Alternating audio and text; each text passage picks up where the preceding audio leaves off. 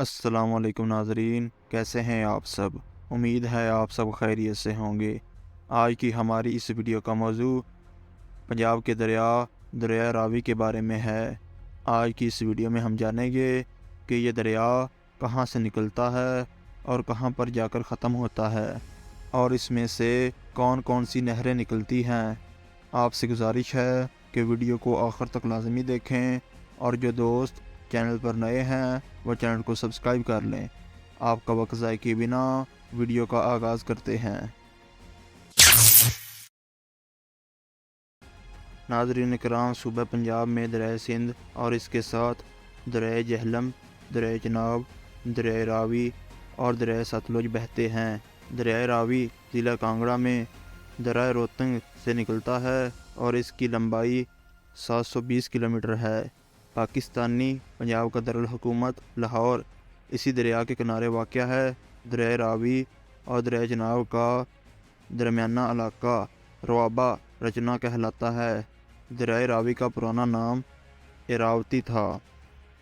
دریائے راوی کی بڑی بڑی نہریں ہیں۔ اپر باری دوآب نہر جو کہ مادھو پور بھارت سے نکلتی ہے، اس کی قصور برانچ پاکستان کو سیراب کرتی ہے۔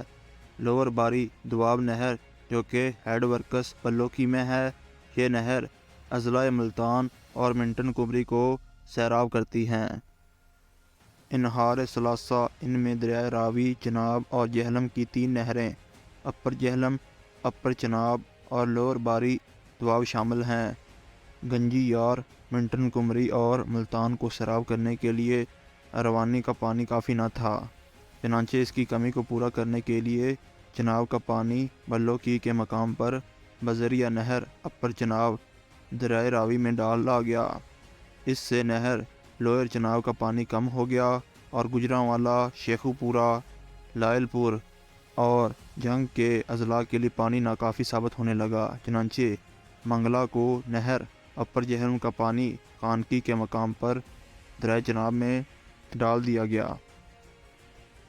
اضلاع لائل پور، گجرانوالا، ساہیوال اور ملتان کی نہری آبادیاں انہار ثلاثہ کے بدولت ہی سیراب ہوتی ہیں۔ ان میں اعلیٰ قسم کی گندم اور امریکن کپاس پیدا ہوتی ہے۔